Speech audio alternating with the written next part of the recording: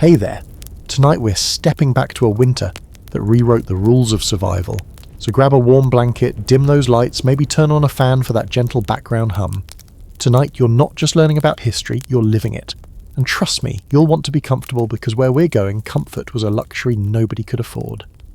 You wake up on February 5th, 1709. Your breath forms clouds in the air inside your cottage. That's right, inside. The fire you banked last night has died to cold ash, and your water bucket has a skin of ice thick enough to crack when you press it. You pull your wool blanket tighter, but it feels like wearing tissue paper against a hurricane. Outside, the wind isn't just howling, it's screaming, like nature itself has gone completely insane. You've lived through 23 winters, but this sound is different. Hungry, angry. It rattles the shutters so violently, you wonder if they'll hold until sunrise. Here's the thing about the Great Frost of 1709. It wasn't just cold, it was apocalyptically, biblically, historically cold. We're talking about temperatures that dropped so low, wine froze in the chalices during church services, ink froze in the middle of writing letters, people's spit turned to ice before it hit the ground. Your morning routine just became a survival exercise. You force yourself out of bed because staying there means dying there. The floorboards are so cold they burn your bare feet like touching a hot stove, except in reverse. You fumble for your clothes in the dark, a rough wool tunic that feels like sandpaper against your skin, thick stockings with holes you keep meaning to mend, boots that are more patches than original leather. The fire. You need fire or you're dead by noon. Your hands shake as you scrape together the last bits of dry kindling. Strike the flint, nothing. Again, nothing. The metal is so cold it barely sparks. On the fourth try, a tiny flame catches, and you nurture it like a newborn baby. Because right now, that little flame is the difference between seeing tomorrow and becoming another frozen corpse for the spring thaw to reveal. You blow gently on the embers, feeding them wisps of straw. The smoke makes your eyes water, but that tiny glow might be the most beautiful thing you've ever seen. Gradually, carefully, you add larger pieces. The fire grows. Heat begins to push back against the supernatural cold that has invaded your home. But here's what's really terrifying. This isn't just one bad day. This is day 12 of what will become a winter so brutal it kills more people than some wars. The Great Frost of 1709 lasted from January to late March, turning all of Europe into a frozen wasteland that makes your worst winter storm look like a gentle snowfall. You peer through the frost on your window. Well, you try to. The ice is so thick you can barely see shapes outside, but you can hear them, branches snapping like bones under. The weight of ice. The distant sound of roof timbers cracking. Somewhere a cow lows mournfully. If the animals are still alive, the bread you bought 3 days ago is frozen solid. You hold it near the fire, waiting for it to thaw enough to gnaw.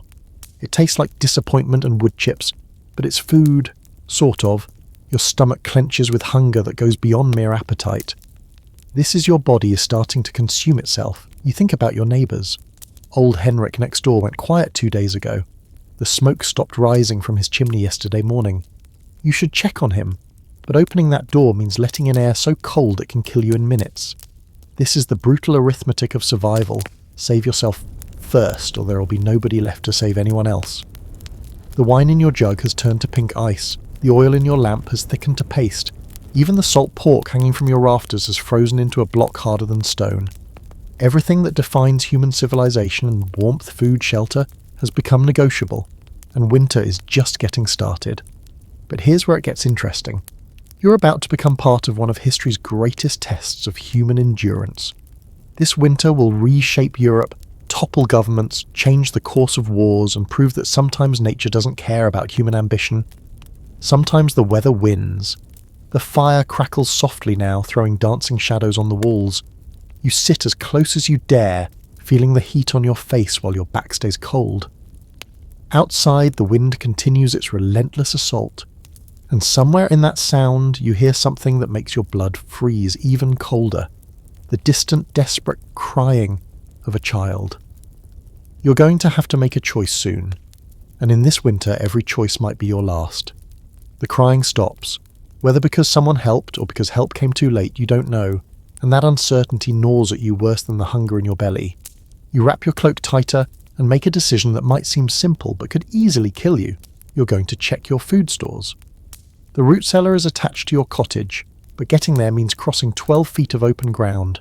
12 feet of wind that hits like frozen hammers and snow so fine it cuts your face like tiny glass shards. You tie a rope around your waist and attach the other end to your door handle. People have gotten lost and died 3 steps from their own homes in weather like this. You push open the door. The cold doesn't just enter, it attacks. It slams into your lungs and makes you cough so hard you taste blood. The wind tries to rip your cloak away, and the snow stings your eyes until you're essentially blind. This isn't weather. This is a malevolent force that wants you dead. Step by step, you follow the worn path you could walk blindfolded on any normal day. But today, the familiar world has been erased. The apple tree you planted as a boy has become a twisted sculpture of ice.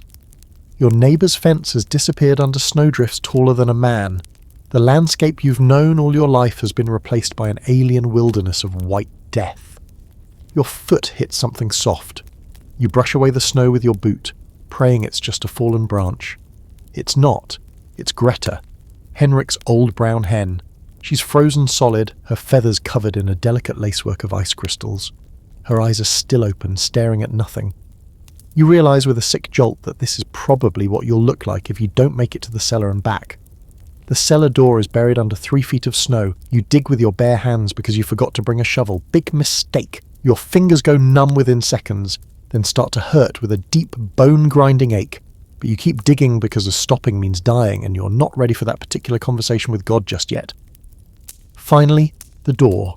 You heave it open and stumble down the stone steps into blessed darkness. It's still cold down here, but it's a different kind of cold. Manageable cold, survivable cold. You feel along the walls for your stores. The turnips are fine, root vegetables handle cold better than humans. The preserved meat hangs in frozen slabs from the ceiling. But your grain stores tell a different story. The earthenware pots that should contain your winter wheat are cracked from the frost. Half your grain has spilled onto the stone floor, mixing with ice and dirt. What should have lasted until spring might barely get you through another month. You stuff what you can into a sack, your numb fingers fumbling with knots that should be automatic. The rope around your waist has become your lifeline in more ways than one. Without it, you'd never find your way back to the cottage door in this white blindness. The return journey feels longer, though it's the same 12 feet. The wind has shifted and now drives snow directly into your face. Each step is a gamble with death. You can't see the ground, can't tell where you're placing your feet, can't even be sure you're walking in the right direction. Only the tension of the rope guides you home. When you finally tumble through your cottage door, you're shaking so violently you can barely close it behind you. Your face feels like it's been beaten with clubs. Your fingers are white and waxy, the first signs of frostbite starting to creep in. You hold them over the fire, and the returning sensation is pure agony, like needles made of lightning stabbing under your nails. But you made it. You have food for maybe another 3 weeks if you're careful. The question is whether this winter will last longer than your supplies. Because here's what nobody wants to tell you about the Great Frost of 1709. It wasn't just Europe's coldest winter on record, it was a preview of what happens when civilization meets nature's absolute worst mood. Rivers, that had never frozen in recorded history, turned solid enough to drive wagons across.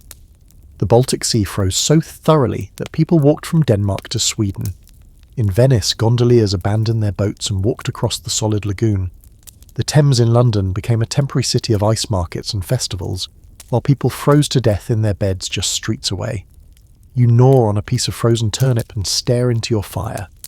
The flames seem smaller now, weaker. Your fuel supply is running low, just like everything else. Outside, the wind continues its assault, rattling your shutters, probing for weaknesses, looking for ways to get inside and finish what it started. The strangest part? This is still just the beginning. The Great Frost will continue for weeks more, killing hundreds of thousands across Europe.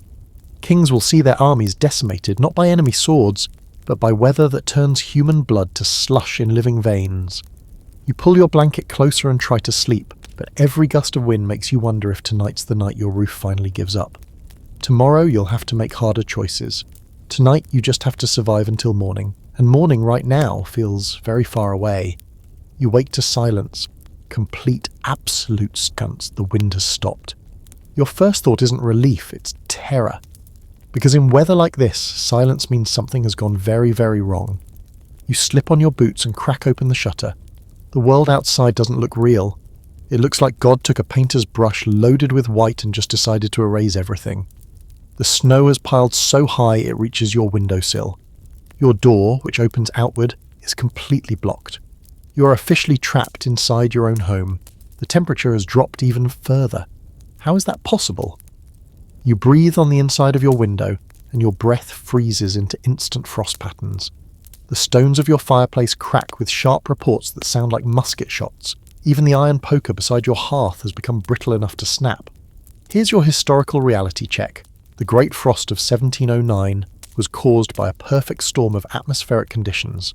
A massive high-pressure system stalled over Scandinavia, pulling Arctic air down across all of Europe. At the same time, low solar activity meant less heat from the sun. The result was temperatures that dropped to minus 24 degrees Fahrenheit in Paris, minus 15 degrees Fahrenheit in London, and so cold in some parts of Germany that birds fell dead from the sky in mid-flight. But you don't know about atmospheric pressure systems, you just know that hell has apparently frozen over, and you're trapped in the middle of it. You hear it again, that sharp crack of something breaking, then another, and another. It's not just your stones, it's everything. The wooden beams of houses splitting apart, tree branches heavy with ice finally surrendering. The very bones of civilization snapping under pressure one ever planned for. Then you hear something worse, a long, groaning creak from overhead. Your roof. The timbers are starting to give way under the weight of snow that's probably 3 feet deep up there, maybe 4. You grab your largest pot and place it under the spot where water sometimes drips during the normal winter thaws. But this isn't a normal winter, and that's not going to be water coming through your ceiling. You need to get some of that weight off your roof, but you're trapped inside. Think, the only way out is up. You grab a heavy iron poker and start chipping away at the ice that sealed your window shut. The work warms you up, which is good, because you're about to do something incredibly stupid. The window finally gives way with a sharp crack. Cold air pours in like liquid nitrogen, but you force yourself to climb out onto the narrow ledge. The roof is right above you, maybe 3 feet up. In summer, you could easily pull yourself up there. Today, with numb fingers and frozen muscles, it might as well be Mount Everest. You manage to get one hand onto the roof's edge. The ice-covered thatch cuts your palm, but you hold on. 1 arm, 2 arms. You heave yourself up and immediately understand why your roof was complaining. The snow isn't just deep, it's heavy. Wet. Compacted, probably weighing tons. Your entire house is basically supporting a small mountain of frozen water. You start pushing snow off the edge with your bare hands. It's backbreaking work, and within minutes your clothes are soaked through with melted snow and sweat that immediately starts to freeze. But you can feel the pressure easing on the timbers below. The groaning stops. That's when you see the smoke, or rather the lack of it. Of the dozen cottages you can see from your roof, only 3 have smoke rising from their chimneys. 3 out of 12. The others are either empty, or their fires have gone out, or their occupants have already lost their battle with this impossible winter. The cottage next to yours, Henrik's place, has no smoke at all. The snow around it is undisturbed. No footprints, no signs of life. You think about the frozen chicken you found earlier, and realise Henrik probably looks much the same by now. From up here you can see how the landscape has been completely rewritten. Roads have vanished. Streams have become white furrows in the earth. The village green, where children played just 2 weeks ago, is now a featureless plain of white that could be hiding anything or anyone underneath. But the most terrifying sight is the forest. Ancient oaks that have stood for centuries look like they're surrendering. Their massive branches, heavy with ice, are snapping off and crashing to the ground with sounds like thunder. Each fallen branch takes out smaller trees, creating a domino effect of destruction that will change the very shape of the land when spring finally comes. If spring comes, you climb back down, your fingers so numb you nearly fall. Inside, your cottage feels almost tropical compared to the hell you just experienced. You strip off your wet clothes and huddle by the fire, but something has changed.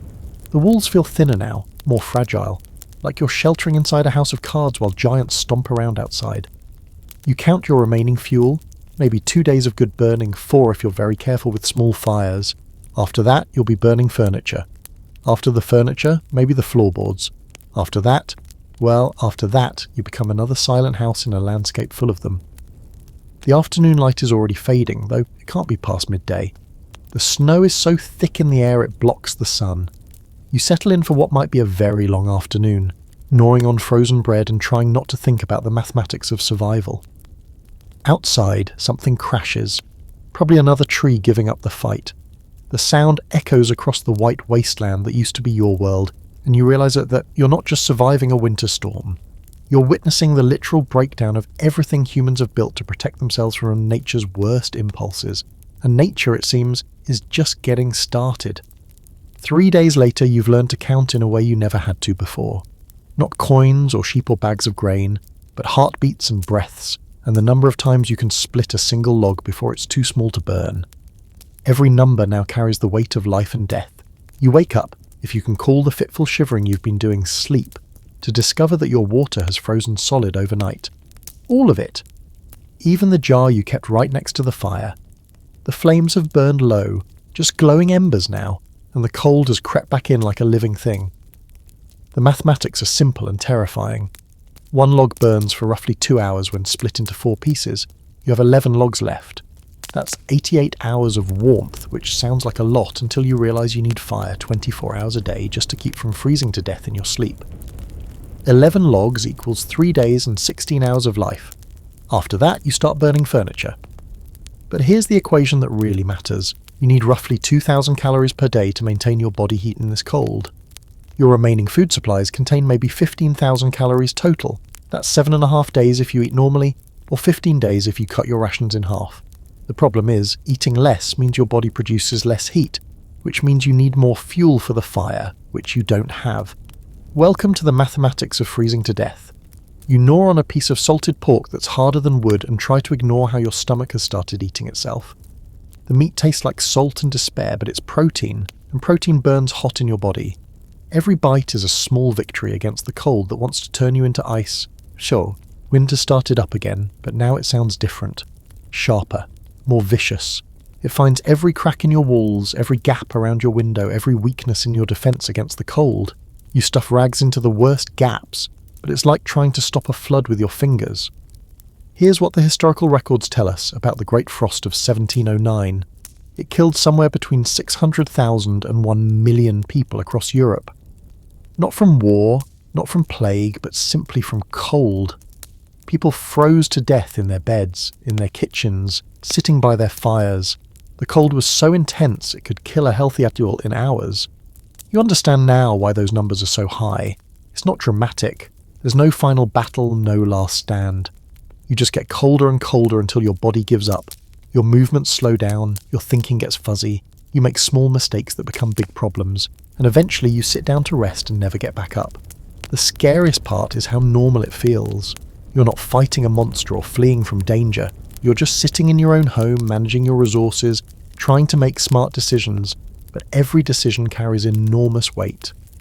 Do you burn 2 logs now to get really warm, or 1 log to stay barely alive? Do you eat more food to generate body heat? Or save it for tomorrow when you might be even hungrier? You decide to check on your neighbours. Not out of kindness, you're past that luxury, but because human cooperation might be the only thing that keeps anyone alive. You wrap every piece of cloth you own around your body and step outside. The cold hits you like a physical blow. Your lungs seize up, refusing to accept air that cold. Your eyes immediately start streaming tears that freeze on your cheeks. The snow crunches under your feet with a sound like breaking glass, and each step sinks you knee-deep into drifts that never seem to end. Henrik's cottage is silent. The snow around his door is smooth and undisturbed. You brush snow away from his window and peer inside. Henrik is there, sitting in his chair by the cold fireplace covered in ice. His eyes are open, staring at nothing. He looks almost peaceful, like he just decided to take a nap and never woke up. You back away from the window, your heart pounding. That could be you tomorrow, or tonight. The only difference between you and Henrik is that your fire hasn't gone out yet. But every minute brings you closer to the same frozen stillness. The widow Margaret's place shows signs of life, a thin wisp of smoke rising from her chimney, footprints in the snow around her door. You knock, and after a long moment, she cracks the door open. Her face is gaunt, her lips blue with cold, but she's alive. How much food? She asks without preamble. Survival has stripped away all social niceties. Maybe 2 weeks if I'm careful, you lie. It's actually more like 10 days, but admitting weakness feels dangerous. I have fuel but no food, she says. Trade? And just like that, you're negotiating for your life with someone who used to borrow sugar and chat about the weather. The cold has reduced human interaction to its most basic elements. What do you have that I need, and what will you take for it? You work out a deal, half your remaining meat for enough firewood to last 3 extra days. It's probably not a good trade for either of you, but desperation makes people agree to bad deals. At least you'll both stay alive a little longer. Walking back to your cottage, you pass 2 more houses that have gone silent. The snow around them tells the story. No footprints, no signs of life, just white blankets covering whatever remains inside. The Great Frost isn't just killing people, it's erasing them. You add Margaret's wood to your pile and recalculate. With careful rationing, you might make it to next week. Maybe. The math is still against you, but at least now you have a few more numbers to work with. Outside, the temperature continues to drop. Inside, you feed one precious log to your fire and try not to think about Henrik, sitting frozen in his chair, waiting for spring to find him. A week into your new mathematics, you hear hoofbeats, actual hoofbeats, cutting through the wind and snow like a miracle made of sound. You rush to your window and scrape away the ice to see something you thought you'd never see again. Other people. Live ones. 3 riders on horseback wrapped in furs that make them look like bears, pushing through snow that comes up to their horses' bellies.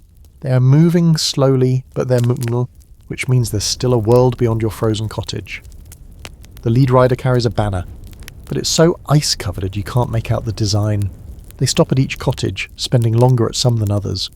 When they reach Henrik's place, one dismounts and peers through the window. A brief consultation, then they mark something on a wooden tablet. They're counting the living and the dead. When they reach your door, you're ready. You've put on every piece of clothing you own and built up your fire so they'll see smoke from your chimney. The knock, when it comes, sounds like salvation. King's business, the lead rider announces when you open the door. His voice is muffled by the cloth wrapped around his face, but the authority carries through. Food census and emergency requisition. Your heart sinks. Food census means they're cataloguing who has what. Requisition means they might take it away. These aren't rescuers. They're tax collectors with swords. They've come to claim whatever you've managed to keep alive on. How many souls in this house? He asks, not bothering to come inside. 1, you answer. Food stores? You hesitate. Tell the truth and they might take half of what you have. Lie and they might come back to check. Either way, your careful mathematics just got a lot more complicated. Enough for maybe a week, you say, splitting the difference between honesty and survival. He makes a mark on his tablet. King's levy is 1/3 of all food stores. Emergency provision for the army. 1/3. You do the math instantly. That's 3 days of life they want to take from you. 3 days closer to becoming like Henrik, frozen in your chair. But you also notice the swords they're carrying, and the horses that could run you down if you tried to resist. The army's fighting a war in this weather, you ask? The soldier's laugh is bitter. The army's fighting to stay alive, same as everyone else. Half the regiments are dead or deserted, but the king still needs to eat. You hand over what you can spare, or rather, what you can't afford to refuse to give. A portion of your salted meat, some of your precious grain. They take it with the casual efficiency of men who've done this many times today. As they prepare to leave, you ask the question that's been burning in your mind. How bad is it out there? The soldier pauses, ice crystals forming on his breath. Paris has no bread. London's burning furniture in the streets. The Baltic is frozen solid, no ships, no trade. There are reports of people eating leather, bark, anything they can chew. He swings back onto his horse. Survive until spring. That's all any of us can do now. They ride away, leaving deep tracks in the snow that will be filled in within the hour. You're left with reduced supplies and the knowledge that your suffering is just a tiny piece of a continental catastrophe. But you're also left with information, and information has value. If things are as bad as the soldier suggested, then basic goods will become incredibly valuable. That turnip in your cellar might be worth more than silver to the right person. The bundle of wool you were saving to weave into cloth could buy passage south to somewhere warmer. You're not just surviving anymore, you're participating in a disaster economy where normal rules don't apply. The economy where a handful of grain is worth more than a handful of coins, where firewood is more precious than gold, where knowing which houses still have living people in them is intelligence that could save your life. The widow Margaret appears at your door an hour later. Word travels fast in a dying village. "They took food from everyone," she says, "but they didn't search the cellars." You look at her more carefully. Margaret isn't just surviving, she's thinking ahead. She's already hidden her most valuable supplies. In this new world, the people who live are the ones who learn fastest how to break rules they used to follow without question. "What else did you hide?" you ask. She smiles, and it is not entirely pleasant. "Enough to make it to spring if I'm smart about trading." And just like that, you're in business together. Not farming, not the old economy of planting and harvesting and hoping for good weather, but the new economy of hoarding and trading and calculating who might die next so you can claim their resources. It's not noble, it's not pretty, but it's how people survive when the world ends in slow motion, one frozen breath at a time. That night, you move half your remaining food to a hidden cache under your floorboards. Because you've learned something important about the Great Frost of 1709, it's not just a weather event, it's a complete breakdown of everything that made civilization possible. And in the wreckage of that breakdown, new rules are being written by the people desperate enough to survive. The fire crackles softly beside you as you plan your next trades, your next moves in this deadly game. Outside, the wind howls like all the ghosts of winter, but inside you're calculating. And calculation you're learning might be the most important skill in the world. 2 weeks in and you've discovered something disturbing about yourself, and you've gotten good at this. Good at calculating who's likely to die next. Good at timing your visits to abandoned houses to avoid competing with other scavengers. Good at measuring the exact amount of wood needed to keep your fire alive through the night without wasting a single twig. You've become an expert in the economics of survival, and that expertise has a price. You can no longer look at Henrik's frozen cottage without thinking about what useful items might still be inside. You can't see the smoke from other chimneys without calculating how long their fuel supplies might last. Survival has turned you into something you wouldn't have recognised a month ago. The widow Margaret has become your closest ally, but alliance is probably too strong a word. You're business partners in the trade of staying alive. She brings information, who's died in the night, which houses might be worth searching, rumours about supply convoys that might make it through the snow. You bring resources, your knowledge of the local area, your remaining food stores, your willingness to venture out into weather that kills. Today's expedition takes you to the miller's house on the other side of the village. Old Thomas was ancient before the frost started, and his chimney hasn't shown smoke for 3 days. The path there involves crossing the stream, which used to be a pleasant walk across a wooden bridge. Now it's a trek across ice thick enough to support your weight, hopefully. You test each step carefully. Ice that looks solid can hide pockets of flowing water underneath, and falling through means death in minutes. The stream bed is littered with branches and debris that the ice has trapped in place, creating a surreal sculpture garden of frozen chaos. Thomas's mill is a tomb. The great wheel that used to turn with the stream's power stands locked in ice like a monument to when things used to work. The building itself is half buried in snow that's drifted against the walls. You have to dig for 20 minutes just to reach the door. Inside, Thomas sits at his table much like Henrik did, but with one crucial difference: the remains of a meal in front of him. Bread, cheese, even what looks like preserved fruit. He died surrounded by food he was too weak or too cold to eat. His wealth, saved for an emergency, became his mausoleum. You try to feel guilty about ransacking a dead man's home. You really do, but guilt is a luxury you can't afford when your own food supplies are running dangerously low. You pack everything edible into your sack: grain, preserved meat, a precious jar of honey that hasn't frozen solid.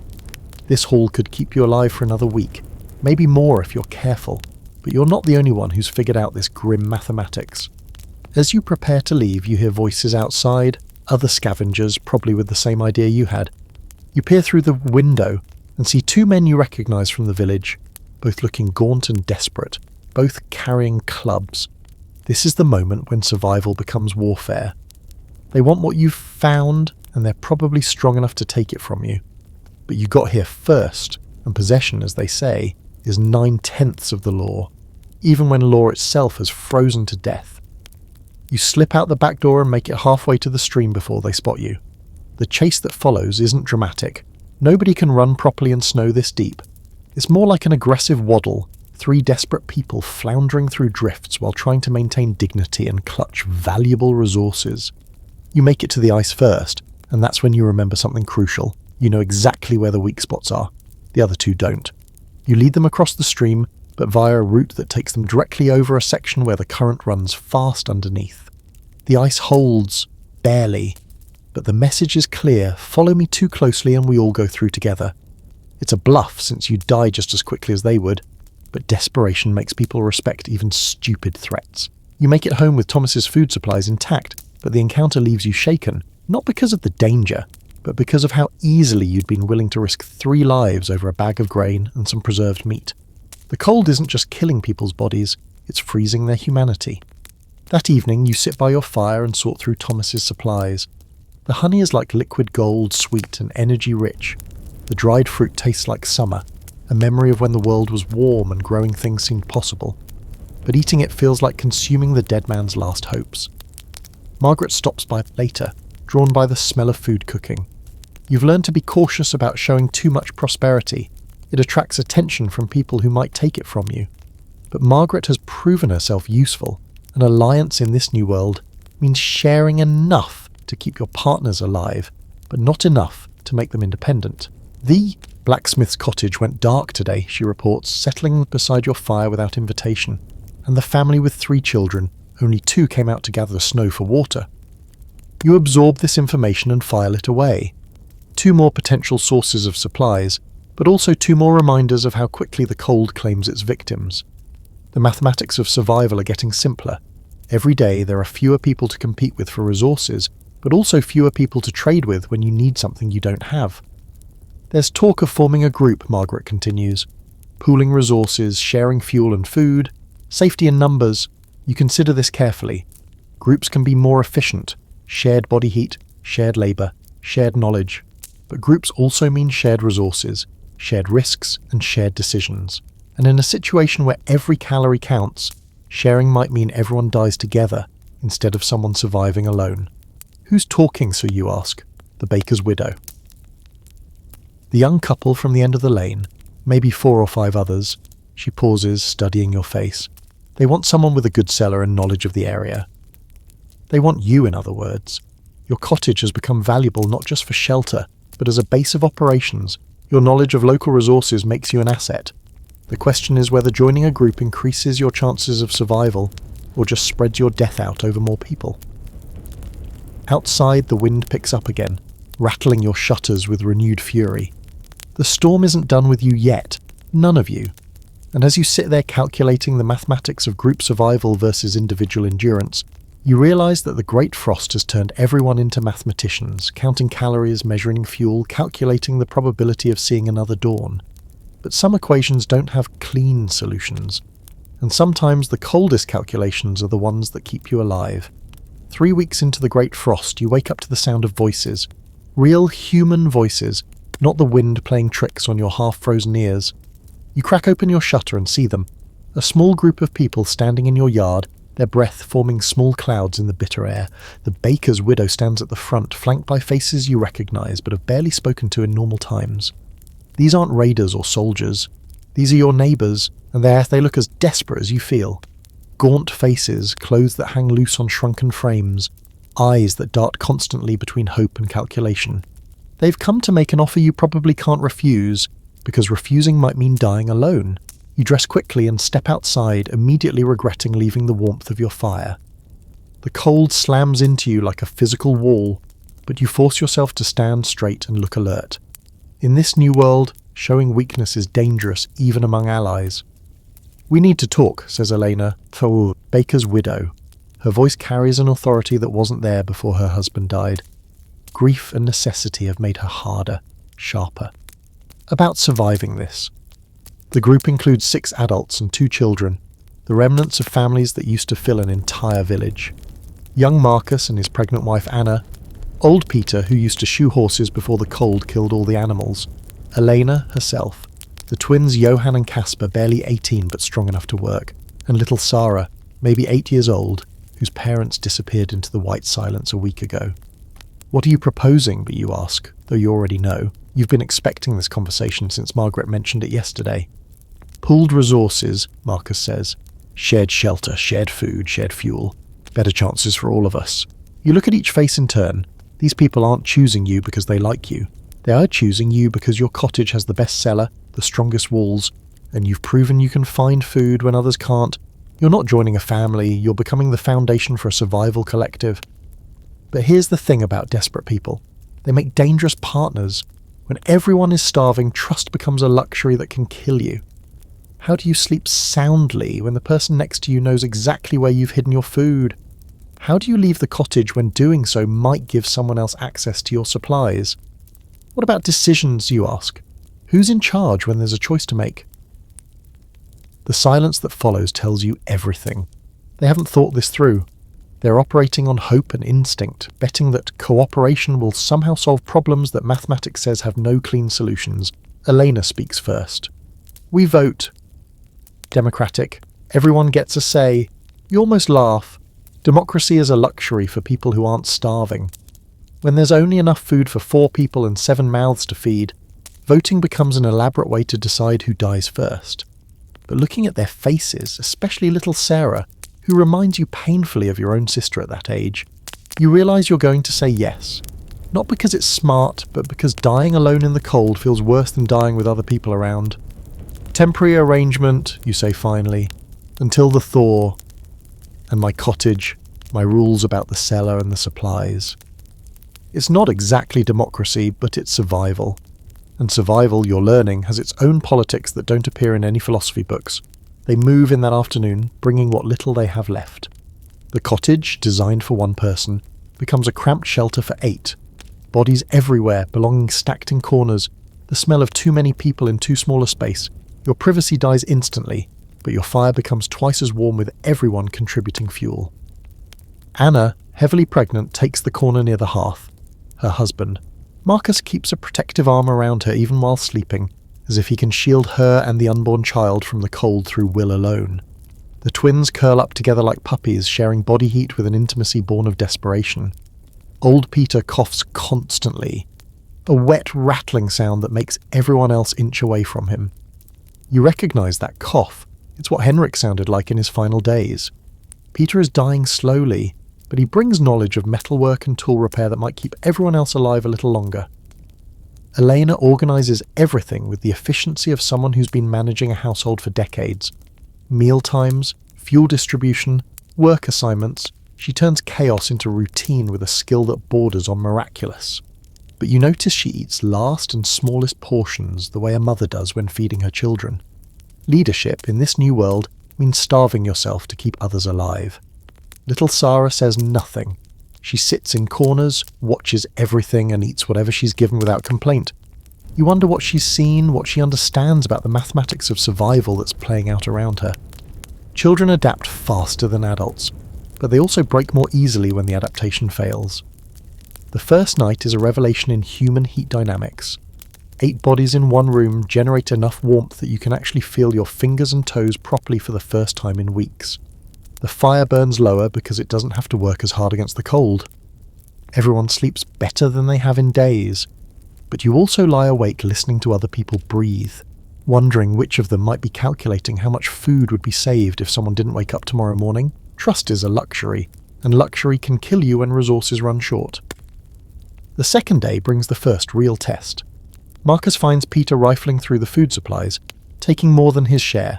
It's not much, maybe an extra handful of grain, but in a group living on survival rations, stealing food is stealing life itself. The confrontation happens in whispers, because loud voices might attract attention from outside, but whispered anger is somehow more frightening than shouting. There's a controlled desperation in Marcus's voice when he grabs Peter's wrist and demands an explanation. "I'm dying anyway," Peter says matter-of-factly, "but I'd rather die full than empty." It's honest in a way that cuts through all pretense. Peter knows he won't live through this winter, so he's taking what he can while he can. It's rational from his perspective, but it threatens everyone else's survival.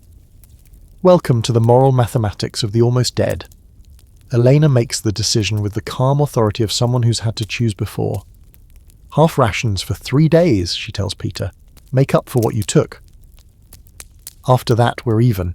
It's justice. but it's also a death sentence. Peter was already the weakest among you. Cutting his food will probably kill him within days. Everyone knows it, including Peter. But he nods acceptance because the alternative is exile, and exile in this weather is immediate death rather than slow death. That night, you lie awake thinking about the morality of survival. In normal times, you'd share your food with a sick old man. You'd nurse him, comfort him, make his final days easier. But these aren't normal times, and kindness has become a luxury that might kill everyone. You're not learning to be cruel, you're learning to be coldly practical, and the scariest part is how natural it feels, how quickly your moral compass adjusts to a world where helping one person might doom everyone else. Outside, the wind howls through the darkness, and inside, 8 people breathe in careful rhythm, each one calculating their own chances of seeing spring. 4 days into your experiment in collective survival, the group faces its first real vote, not about food or fuel or sleeping arrangements, but about Peter. He's getting weaker by the hour, his cough more violent, his contribution to the group's survival dropping to almost nothing. And Anna's pregnancy is getting more complicated. She needs extra food, extra warmth, extra care that the group can barely provide. The mathematics are brutal but simple. Peter consumes resources without contributing much in return. Anna consumes extra resources but carries the group's future literally. In a fair world, both would get what they need. In this frozen hell, fairness is another luxury you can't afford. Elena calls the meeting after Peter collapses while trying to tend the fire. He's conscious but weak, lying on a makeshift bed near the hearth while 8 people discuss his fate in hushed tones. It should feel wrong to debate a man's life while he can hear every word. Instead, it feels necessary. "We're burning through food faster than planned," Eleanor says quietly. "At current consumption, we have maybe 10 days left. 15 if we cut everyone's rations by a third." Marcus does the math aloud, his voice flat with exhaustion. 10 days gets us to early March. Still weeks before any real thaw. 15 days might get us close to the end if we're lucky. Or if someone doesn't make it that long, adds Casper, the younger twin. He doesn't look at Peter when he says it, but everyone understands. This is democracy at its most basic level, the tyranny of mathematics expressed through group consensus. Peter is going to die anyway. The question is whether he dies naturally in a few days or whether the group helps him die sooner to save resources for everyone else. You find yourself studying faces, trying to read thoughts behind careful expressions. Johan, the older twin, keeps glancing toward the door as if measuring distances. Anna clutches her belly protectively, her husband's hand covering hers. Little Sarah watches everything with eyes too old for her face. "What are our options?" Eleanor asks, though everyone already knows the answer. The options are awful and simple. Continue current rations and probably all die together. Cut everyone's food and maybe most of you survive. Or reduce the group size by 1 and increase everyone else's chances significantly. Nobody says it directly, but Peter saves them the trouble. "I won't be a burden," he wheezes from his corner, "but I won't make it easy for you either." There's something almost admirable about his honesty. He knows what the group is considering, and he's telling them he understands, but won't cooperate with his own murder. It's dignity in the face of mathematics, principle in the face of survival. Elena looks around the room, meeting each person's eyes. "All in favour of maintaining current rations?" Anna raises her hand immediately, her husband following. Sarah raises her small hand, probably not fully understanding but copying the adults. That's 3 votes for keeping Peter alive. "All in favour of reducing rations across the board?" You raise your hand along with Elena and the twins. That's 4 votes for cutting everyone's food to extend the timeline. 4 votes for slow starvation instead of selective death. The silence that follows is heavy with implications. Current rations means Peter dies naturally but soon, and everyone else probably follows within days. Reduced rations means everyone suffers equally, but with a chance that some might survive until spring. It's democracy, but it's also gambling with 8 lives instead of accepting the certain loss of 1. "Current rations it is," Eleanor says, and you can hear the exhaustion in her voice. She's just voted to probably kill everyone to avoid definitely killing one person. It might be moral, but it's probably not smart. Peter sleeps more over the next 2 days. His cough becomes weaker, and he eats less without being asked. His body is making the decision the group couldn't. He's shutting down gradually, naturally, without forcing anyone to choose between mercy and murder. But Anna's condition worsens too. She has contractions that come and go, her face pale with pain she tries to hide. Childbirth in this cold, in these conditions, with limited food and no medical help, becomes its own form of survival mathematics. The baby might live. Anna might live. Both might live. Or neither.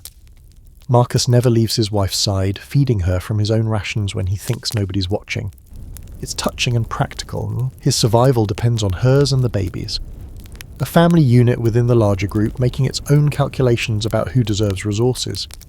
You find yourself drawn into conversations with little Sarah, who asks questions that cut straight to the heart of things adults dance around.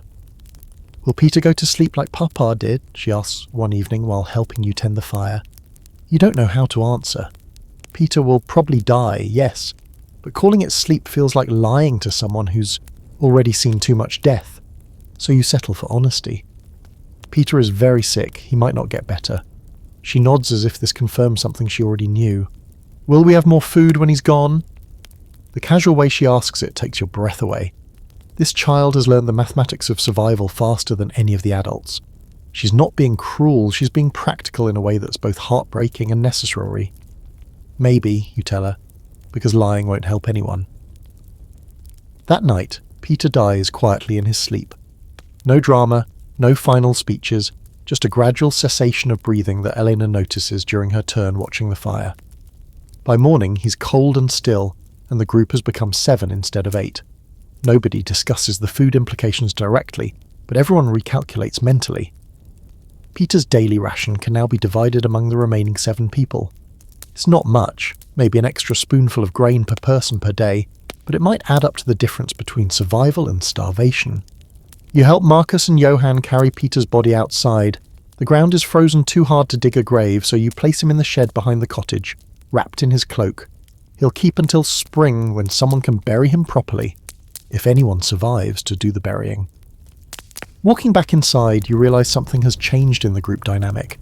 Peter's death wasn't murder, but it also wasn't entirely natural. The group's decision to maintain current rations instead of forcing him to eat less might have prolonged his suffering, but it also allowed him to die with dignity. Democracy in action, even at the edge of survival.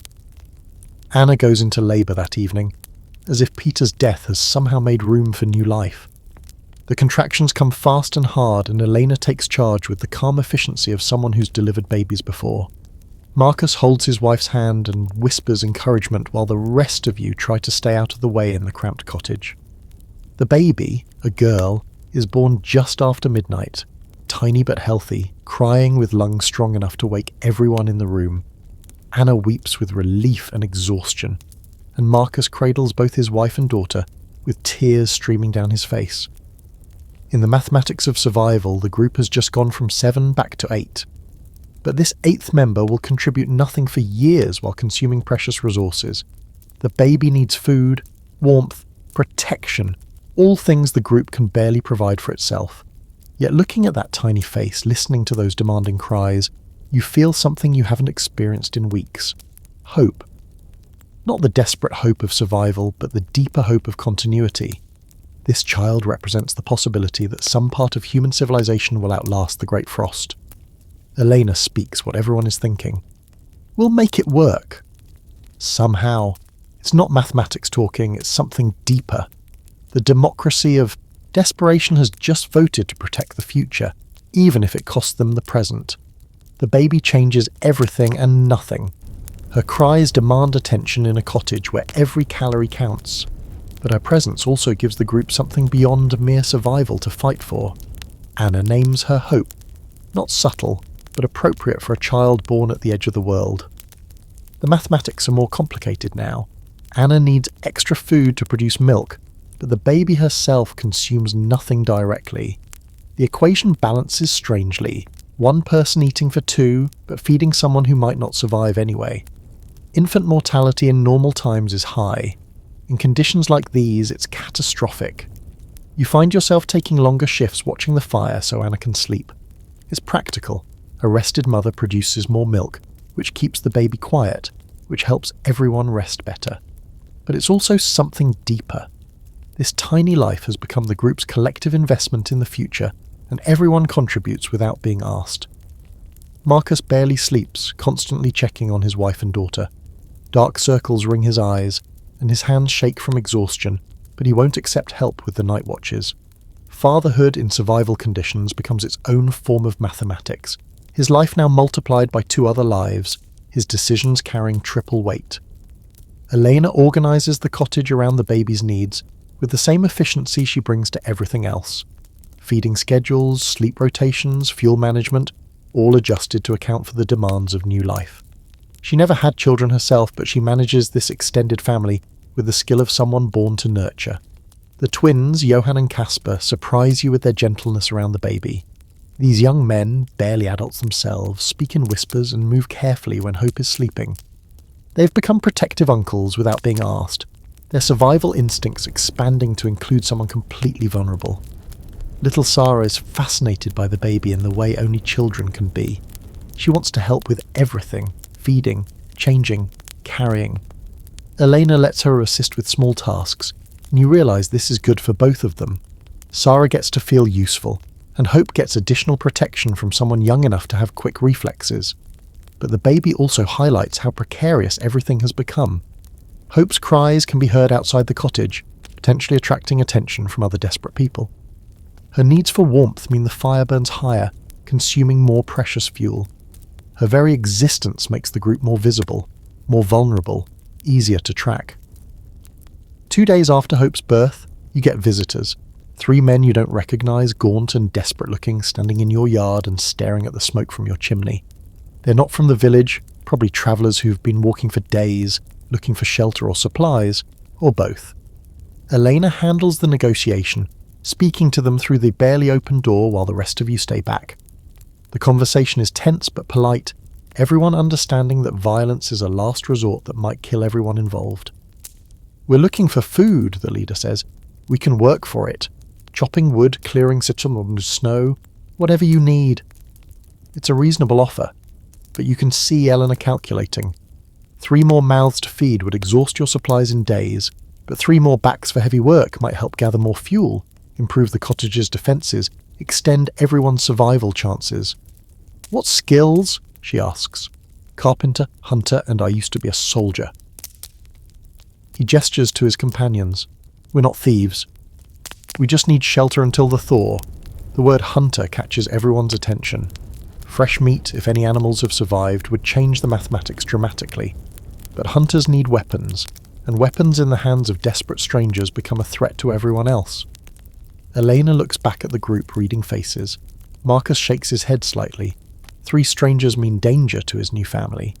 The twins seem interested in the idea of more young men to share the work. You're torn between the practical benefits and the security risks. Little Sarah makes the decision for everyone. "The baby's crying," she whispers urgently. Hope's wails cut through the tense silence, and the 3 strangers exchange glances. A baby means the group has resources worth protecting: food, warmth, supplies. But it also means vulnerability, people who can't fight or run if violence becomes necessary. "We'll move on," the leader says quietly. "Don't want to bring trouble to a family with a child." Elena thanks him and closes the door, but everyone understands what just happened. The baby has become both protection and liability. People might be less willing to attack a group with an infant, but they also know that group can't easily flee if threatened. That afternoon, you help Marcus reinforce the door and shutters. The twins scout the immediate area for tracks or signs of other travellers. Elena organises the supplies so the most essential items could be grabbed quickly if evacuation became necessary. The baby sleeps through all of this, wrapped in blankets by the fire, oblivious to the calculations happening around her. She's the group's greatest treasure and biggest weakness, the thing worth dying for and the thing that might get everyone killed. Evening brings another test. Anna develops a fever, her body struggling with the demands of childbirth and swallowing nursing in conditions no human should endure. She shivers despite the fire's warmth, and her milk production drops noticeably. The baby becomes fussier, crying more often, demanding food Anna can't provide. Marcus hovers anxiously while Elena checks Anna's temperature with the back of her hand. No thermometers, no medicine, no doctor within days of travel, even if the weather allowed it. just medieval remedies and hope in the face of postpartum infection. "She needs rest, warmth and food," Sir Elena pronounces. "More food than we've been giving her." The mathematics shift again. Anna's survival determines the baby's survival, but increased rations for Anna mean decreased rations for everyone else. The group faces another democratic decision about resource allocation, but this time it involves a mother and infant rather than a dying old man. Nobody votes formally, but the decision happens through consensus. Anna gets extra portions from everyone's meals. The twins share their rations so she can have more grain. You contribute preserved meat from your hidden supplies. Even little Sarah offers part of her evening meal. It's not mathematics driving this decision, it's something deeper. The group has collectively decided that the baby's survival justifies any sacrifice, any risk, any reduction in their own chances. Hope has become more than a name. She's become the reason for everything. Anna's fever breaks on the third day, and her milk returns gradually. Hope settles into a more predictable routine of eating and sleeping. The crisis passes, but everyone understands how fragile the balance has become. One person's illness, one unexpected visitor, one night of extreme cold could tip everything into disaster. You lie awake that night listening to the baby's soft breathing, calculating and recalculating the mathematics of survival. Food for 8 people, fuel for another 3 weeks if you're careful, the probability of spring arriving before everything runs out. But underneath the mathematics, something else has taken root. The group isn't just trying to survive anymore. You're trying to protect something precious, something that represents the future beyond this frozen hell. Hope has given you all something worth more than individual survival, and that might be the most dangerous luxury of all. 6 weeks into the Great Frost, your cottage has become something you never expected. A miniature nation with its own government, economy and foreign policy.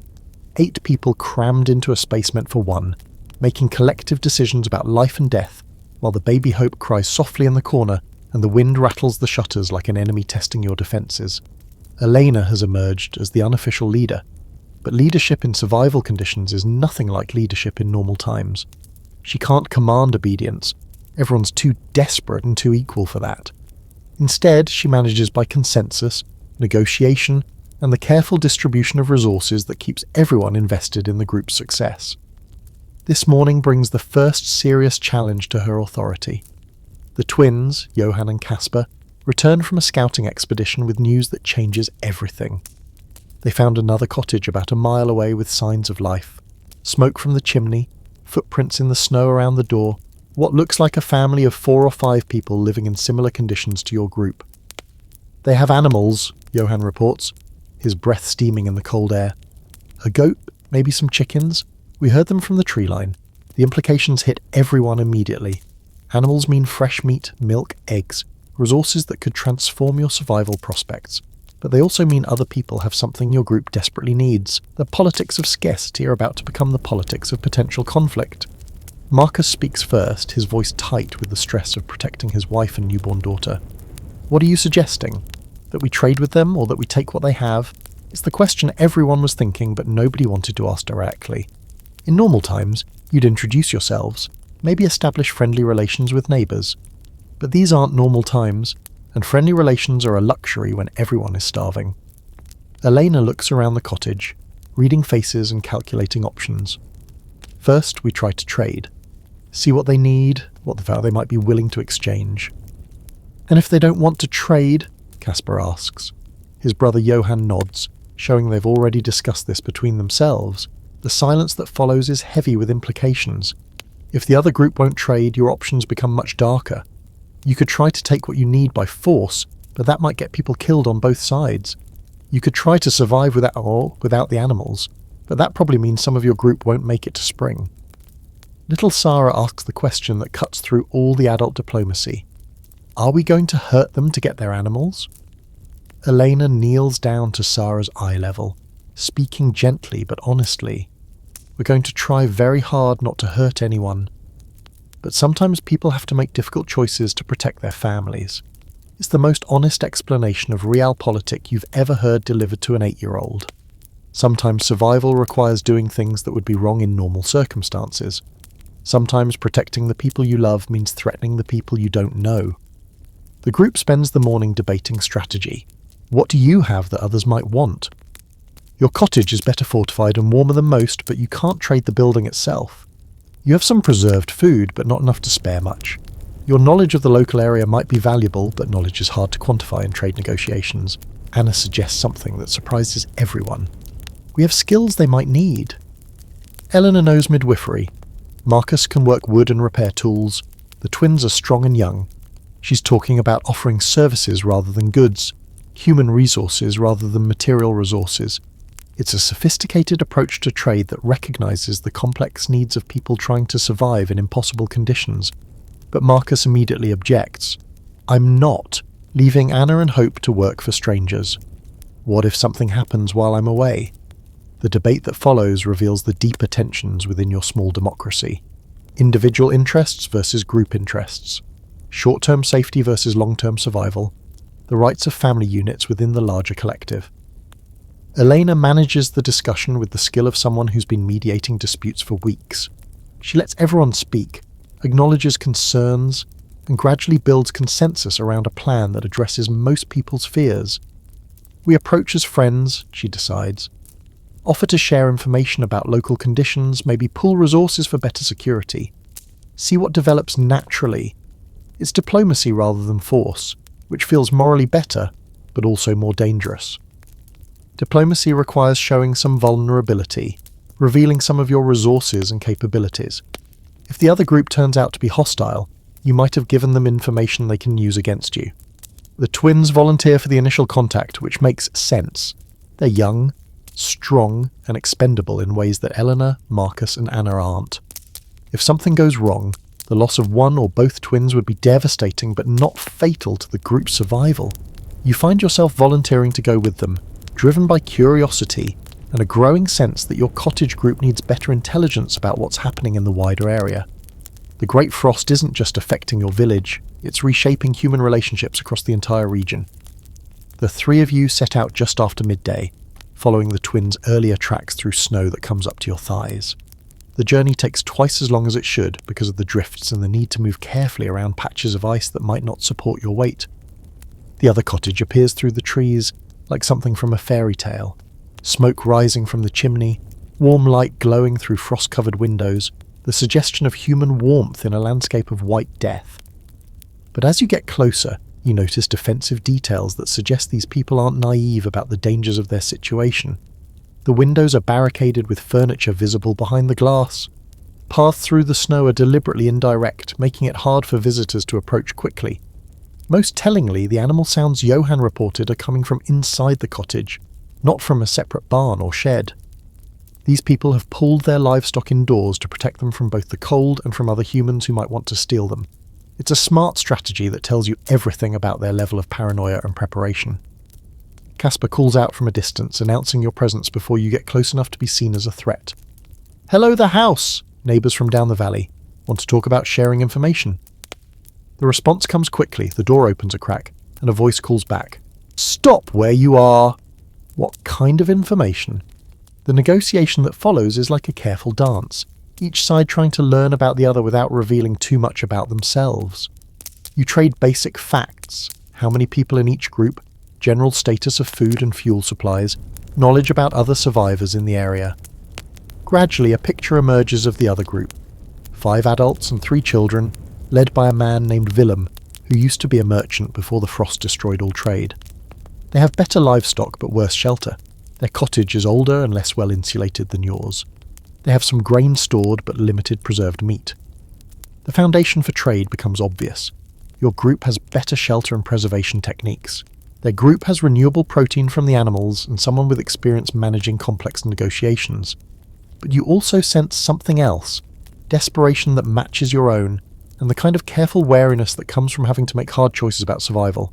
These aren't evil people, but they're not saints either. They're human beings pushed to the edge of what civilization allows. The initial meeting ends with an agreement to meet again in 2 days, giving both groups time to discuss the possibilities internally. No commitments, no promises, just an acknowledgement that cooperation might benefit everyone. Walking back through the snow, Johann asks the question you've all been thinking. What if they decide we're too much of a threat? What if they try to take our cottage? It's a legitimate concern. Your group has revealed its location, approximate size, and general capabilities. If Willem's group decides that taking your resources is easier than trading for them, you might have just provided them with reconnaissance for an attack. Casper shrugs, his breath steaming in the cold air. Then we fight. What else can we do? It's a simple answer to a complex problem, but it might be the only honest one. In the politics of the starving, diplomacy works only as long as both sides believe they benefit more from cooperation than from conflict. And sometimes the mathematics of survival make conflict inevitable, no matter how reasonable people try to be. The second meeting with Willem's group happens in neutral territory, an abandoned barn halfway between the two cottages. It's a compromise that satisfies no one completely, but doesn't give anyone a tactical advantage. The barn offers some shelter from the wind while remaining open enough that neither side can easily ambush the other. You arrive first, the three of you from the initial contact mission plus Eleanor, who insisted on handling the actual negotiations herself. Marcus wanted to come, but someone needs to stay with Anna and the baby, and the twins can't both be away from the cottage at the same time. Trust in survival situations requires redundancy. Never put all your essential people in the same dangerous place. Willem's delegation matches yours, 4 adults, leaving the rest of their group to guard their resources and children. Willem himself is a thin man in his 40s with the quick eyes of someone who spent his life evaluating risk and opportunity. His companions include his wife Marta, a younger man named Eric who might be his son, and an older woman whose relationship to the group isn't immediately clear. The barn itself tells a story of normal life interrupted by catastrophe. Farm tools hang on the walls, but they're covered in ice and clearly haven't been used in weeks. Hay bales provide seating, but they're frozen solid and covered with snow that has blown through gaps in the walls. It's a monument to the agricultural life that existed before the Great Frost turned farming into an impossible dream. Elena begins with diplomatic pleasantries, but Willem cuts straight to business. What do you have that we need? And what do we have that you need? It's refreshingly direct, though it also reveals how desperate everyone has become. In normal times, you'd spend hours on social conversation before getting to serious negotiations. Now, every minute spent talking is energy that could be used for survival. Elena spreads out a rough inventory of your group's resources on a hay bale, written on a piece of precious paper with an ink that barely flows in the cold. Preserved meat, grain stores, fuel supplies, available space in a well-insulated cottage, the mathematics of your collective survival laid out in stark numbers. Willem produces his own list, and you study it with the intensity of someone reading a treasure map. 2 goats, 1 still producing milk, a handful of chickens that somehow haven't frozen to death, grain supplies that are actually larger than yours, some tools and materials for basic crafts. But the most interesting item on Willem's list isn't a thing at all, it's knowledge. Before the frost, he travelled extensively as a merchant, trading with communities across a wide area. He knows which villages might still have people alive, which roads might be passable, where emergency supplies might be cached by local authorities. Information, you realise, has become its own form of currency in this disaster economy. Knowing where to find resources could be worth more than the resources themselves, especially if the winter continues much longer than anyone hoped. Proposal, Willem says, leaning forward on his hay bale. We combine our groups, your cottage for shelter, our animals for ongoing food production, share knowledge, share labour, share risks. It's a bigger step than anyone expected. Not trade, but merger. The creation of a single survival unit with 12 adults and 4 children. The advantages are obvious. Better security, more diverse resources, shared expertise, but the disadvantages are equally clear. More mouths to feed, more complex group dynamics, more potential for conflict when hard decisions need to be made. Elena doesn't answer immediately, which is smart negotiating but also necessary caution. Doubling the size of your group changes every calculation about survival. Food consumption, fuel needs, sleeping space, decision-making processes, everything becomes more complicated and potentially more dangerous. What about leadership, she asks. Who makes decisions when there's disagreement? Willem's smile is thin but not unfriendly. Same question I was going to ask you. Can't have 2 captains on a sinking ship. The metaphor is apt but ominous. Your cottage isn't sinking yet, but it's definitely taking on water. The question is whether adding more people helps bail out the boat or just adds weight that pulls it under faster. Eric, who you now realise is indeed Willem's son, speaks for the first time. What about council government? Representatives from each original group, decisions by consensus. It's a sophisticated political solution that recognises both groups' need to maintain some autonomy while creating a structure for collective decision-making. But consensus requires time, and survival situations often demand quick decisions that can't wait for committee meetings.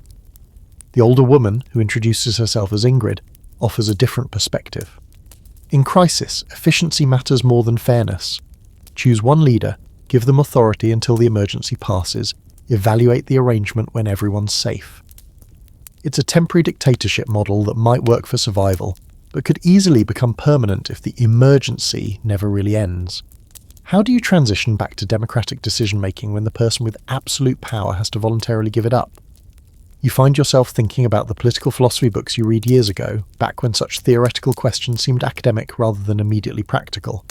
Democracy versus authoritarianism isn't just an abstract debate when your life depends on the outcome.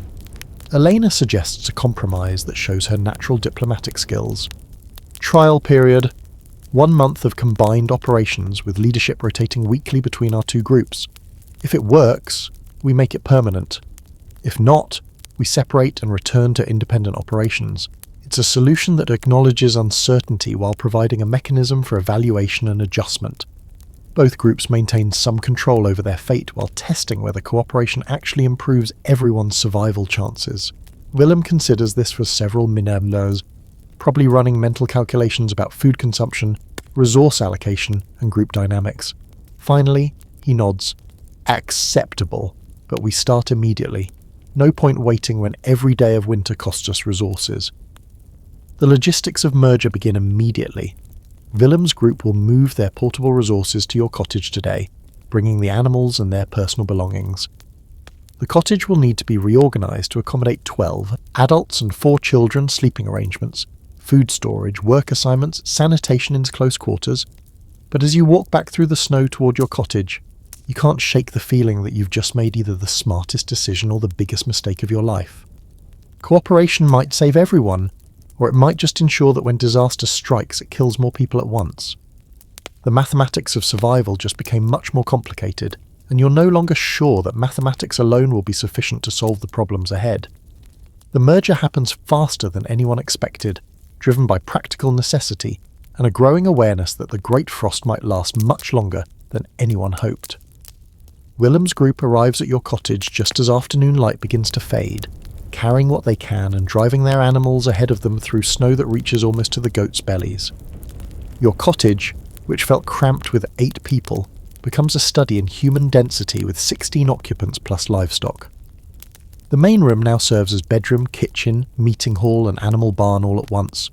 The smell of too many bodies mingles with the scent of goats and chickens to create an atmosphere that's warm but definitely not pleasant. Elena and Willem work together to organise the space with the efficiency of people who've had to solve similar problems before. Sleeping areas are marked out with hanging blankets that provide minimal privacy but help retain heat. The animals get the corner farthest from the fire but closest to the door, in case they need to be moved outside quickly. Food preparation becomes a major logistical challenge. Cooking for 16 people requires more fuel, more space, more coordination than anyone has attempted before. Marta, Willem's wife, takes charge of meal planning with the systematic approach of someone who's fed large groups during her merchant travels. But the biggest adjustment is social rather than practical. Your original group has developed its own rhythms, relationships, and unspoken rules over weeks of survival together. Willem's group brings their own dynamics, their own hierarchy, their own assumptions about how decisions should be made and resources should be distributed. Little Sarah becomes the bridge between the groups in ways no adult could manage. She immediately adopts the 3 children from Willem's group, 2 boys around her age, and a girl slightly younger, as surrogate siblings. Their games and chatter fill the cottage with sounds of normal childhood that everyone had forgotten were possible. Anna's baby Hope becomes a unifying presence as well, drawing attention and protective instincts from adults who might otherwise view each other with suspicion. Everyone contributes to her care without being asked, as if protecting the infant represents a commitment to protecting the future itself. The twins, Johan and Casper, find themselves with new status as the strongest young adults in the expanded group. Erik, Willem's son, is close to their age and equally strong, creating a natural work team for the heaviest and most dangerous tasks, but it also creates potential competition for leadership among the younger generation.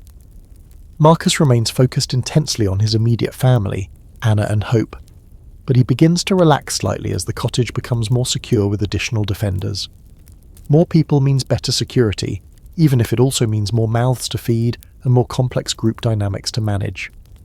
The first major test comes on the third day, when one of Willem's goats gives birth during the night. It's a complicated delivery in terrible conditions, and for a while it looks like both mother and kid might die. But Ingrid, the older woman from Willem's group, turns out to have extensive experience with animal husbandry, and she manages to save both animals.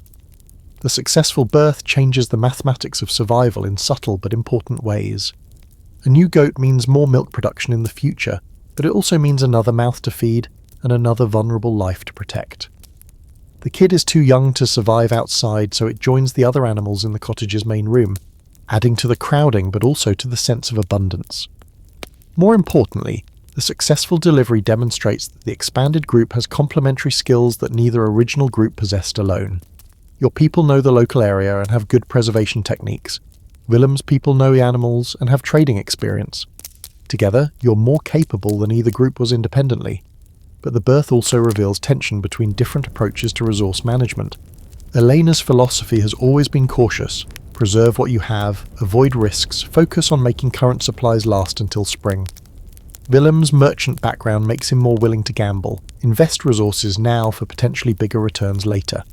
The debate plays out over the question of what to do with the newborn goat.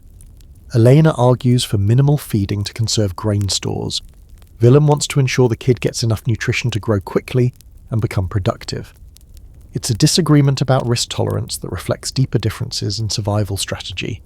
The resolution comes through compromise that satisfies neither side completely, but keeps both sides invested in the outcome. The kid gets adequate feeding but not optimal nutrition, enough to survive and grow, but slowly. It's political decision-making in action, producing results that are workable, if not ideal. Living conditions continue to deteriorate as more people and animals crowd into the same space. Privacy becomes impossible, with 16 adults sleeping within arm's reach of each other. Personal hygiene becomes a collective challenge, when washing requires heated water that costs precious fuel. Arguments break out over small things: who gets to sit closest to the fire, who's responsible for specific chores, who gets the last portion of the evening meal. But something interesting happens beneath the surface tensions. The expanded group develops its own culture, its own shared assumptions about behavior and responsibility. Children who argue during the day automatically share their food with anyone who seems hungrier. Adults who disagree about policy decisions still work together seamlessly when physical tasks require cooperation. You're witnessing the birth of a new form of social organization, created by necessity but sustained by something deeper. Not quite family, not quite community, but something in between. A survival collective that might outlast the crisis that created it. The cottage has become more than shelter. It's become a kind of miniature civilization, complete with its own government, economy, and culture. And like all civilizations, it's constantly negotiating the balance between individual needs and collective survival. Outside, the wind continues its assault on the shutters, and snow piles ever higher around the walls. But inside, 16 people and their animals create enough warmth and activity to suggest that human beings might be more resilient than the weather that's trying to kill them. The Great Frost isn't over, but for the first time in weeks, survival seems like a reasonable possibility rather than a desperate hope. 2 weeks after the merger, your expanded survival collective faces its first serious internal crisis. It starts with something small. Eric, Willem's son, is found taking extra rations from the common food supply. Not much, just a handful of grain and a small piece of preserved meat. But in a group living on carefully calculated survival portions, theft of any amount becomes a threat to everyone's life. The discovery happens at dawn when Casper, doing his rotation tending the fire, notices that the grain pot contains less than it should, according to Eleanor's meticulous records. A quick inventory reveals the missing food, and Eric's sleeping area shows crumbs and traces of unauthorized eating. Willem's reaction tells you everything about the political dynamics of your merged group. He doesn't deny his son's guilt or make excuses for the theft. Instead, he immediately offers to compensate for the missing food from his family's personal reserves. It's an admission of responsibility that demonstrates leadership, but also reveals how precarious trust has become. Elena calls a meeting of all adults while the children tend the animals in the furthest corner of the cottage. 16 people crowded together for a conversation about justice and punishment, speaking in whispers so the children won't hear discussions about potentially exiling someone to die in the snow. Food theft is the same as attempted murder, Marcus says bluntly, his protective instincts about Anna and Hope making him less tolerant of threats to group survival. We can't allow it even once or discipline breaks down completely. It's a harsh position, but mathematically correct. In survival conditions, taking food from others is literally taking life from them. Eric's handful of grain might represent the difference between someone living or dying if the winter continues much longer. But Marta, Willem's wife, offers a different perspective. He's young and hungry and made a mistake. Punishment should fit the crime. Reduced rations for a few days to make up the difference, not exile or worse. The debate that follows reveals the fundamental tension in your makeshift democracy. Justice versus mercy. Group survival versus individual compassion. The rights of the collective versus the rights of family units within the larger group. Ingrid, the older woman whose practical wisdom has become invaluable, suggests a solution that addresses both concerns. Public confession and restitution, she says. Eric admits his mistake in front of everyone, including the children. His family compensates the group for the missing food. He takes reduced rations for 1 week, and everyone understands this is the only warning anyone gets. It's restorative justice adapted for survival conditions, punishment that reinforces group norms without destroying the person who violated them. Eric gets to stay alive and part of the collective, but everyone understands that future violations will have more serious consequences. Willem accepts immediately, recognizing that his son's survival depends on maintaining his place within the group. Eric himself seems almost relieved to have been caught. The guilt of stealing from people trying to keep him alive was probably worse than the hunger that drove the theft. But the incident reveals deeper problems with trust and resource management in your expanded group. Living in such close quarters, everyone knows exactly what everyone else eats, owns, and contributes. Privacy is impossible when survival depends on collective management of scarce resources. You find yourself studying faces during meals, watching for signs of resentment or calculation. Who's eating slightly more than their share? Who's contributing less to the daily work? Who might be hiding additional resources or planning their own version of Eric's transgression? The mathematics of survival have become the mathematics of suspicion, and suspicion might be more dangerous to group cohesion than actual scarcity. Anna raises a concern that cuts to the heart of the trust problem. How do we know who might take more than their share when we're all desperate? She asks during one evening conversation. How do we sleep safely when anyone could be planning to take our food while we're unconscious? It's a question that everyone has been thinking, but nobody wanted to voice directly.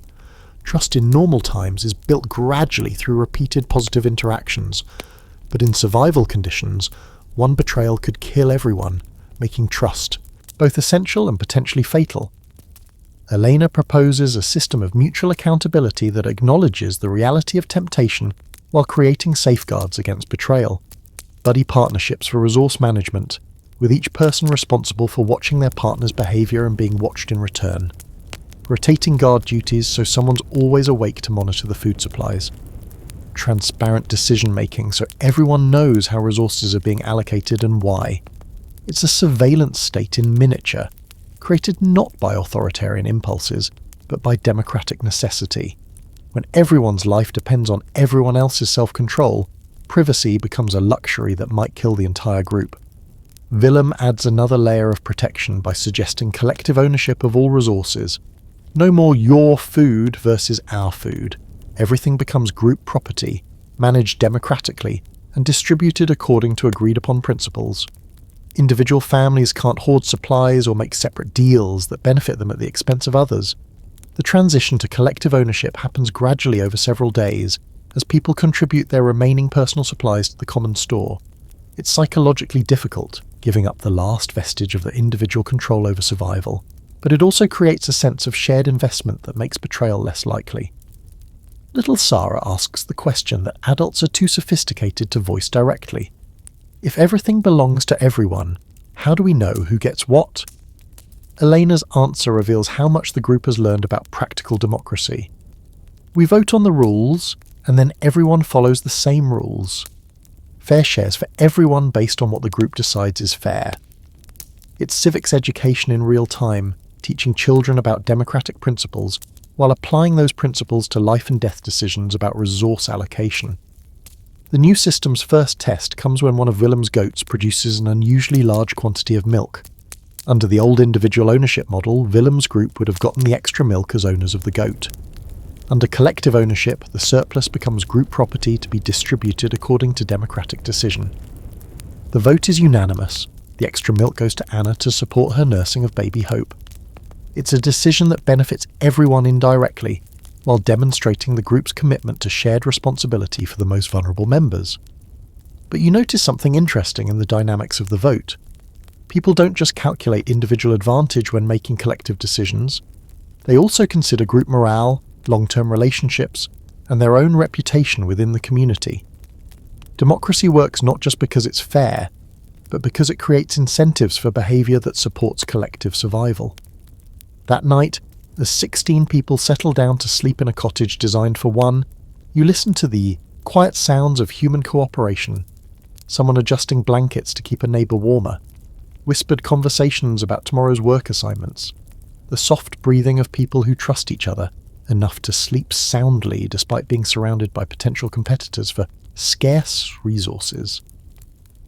The Great Frost continues outside, but inside, something more complex than mere survival is taking place. Your cottage has become a laboratory for human cooperation under extreme conditions, and the results suggest that democracy might be not just morally preferable, but practically superior for group survival. Trust, it turns out, isn't just a luxury for normal times. It's a tool for staying alive when civilization breaks down and people have to create new forms of social organization from scratch. 7 weeks into the Great Frost, you wake up to something that seems impossible: the sound of dripping. Not the sharp crack of ice breaking, or the whistle of wind through gaps in the walls, but the gentle, rhythmic drip of water melting somewhere above your head. At first, you think it's your imagination, or maybe a hallucination brought on by weeks of malnutrition and stress. But as you lie still in your sleeping area, surrounded by the quiet breathing of 15 other people, you hear it again. Drip, pause, drip. The sound of ice surrendering to something warmer. You slip carefully out of your blankets and move to the window, scraping away the frost with your fingernail to peer outside. What you see makes your heart race with hope and terror in equal measure.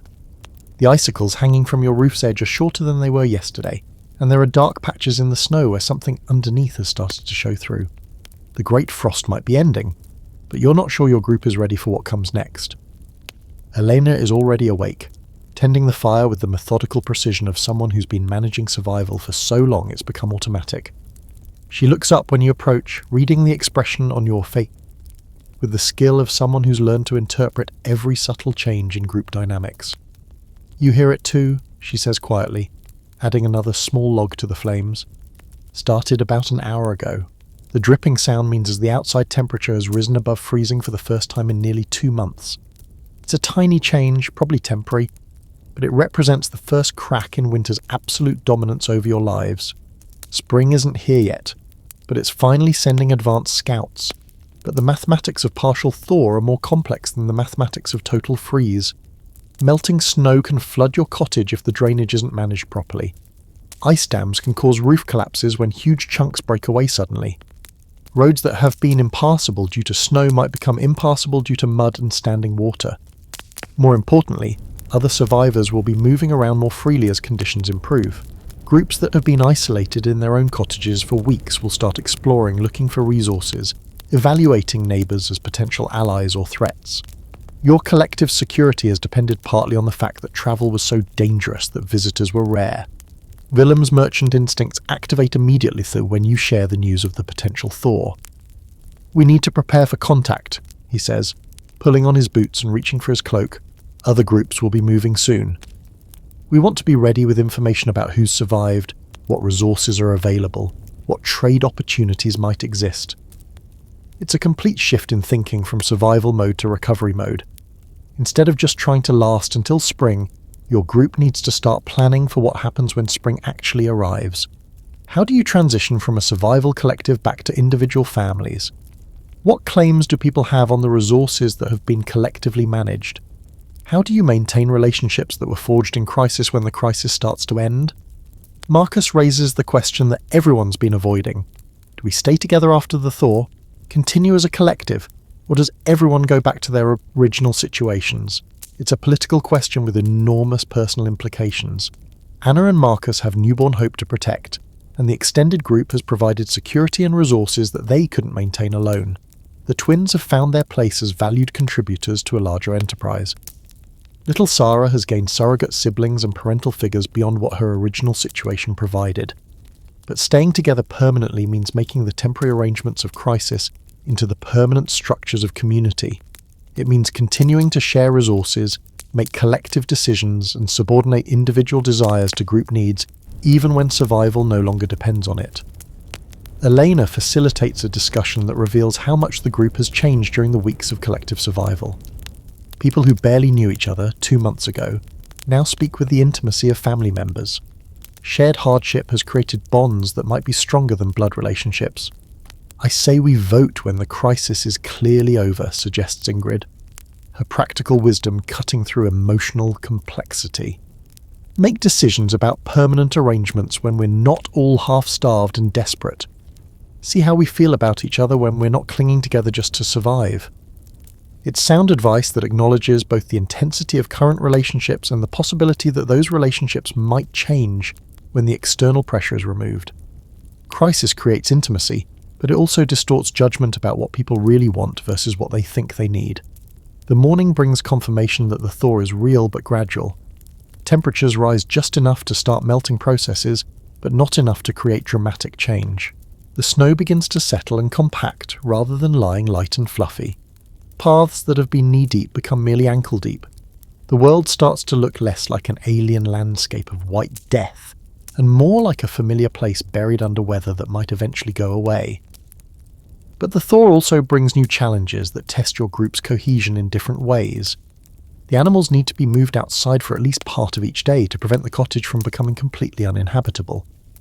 But outside means exposure to other groups who might want to steal livestock that represents months of survival investment. Food supplies that have been carefully rationed for maximum duration suddenly need to be recalculated based on changing conditions.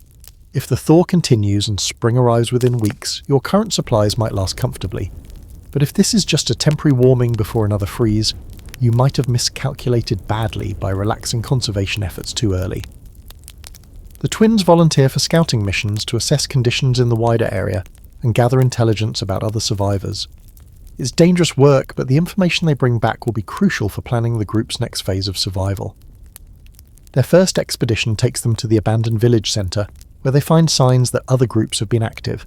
Footprints, evidence of scavenging, messages carved into the trees or left under rocks.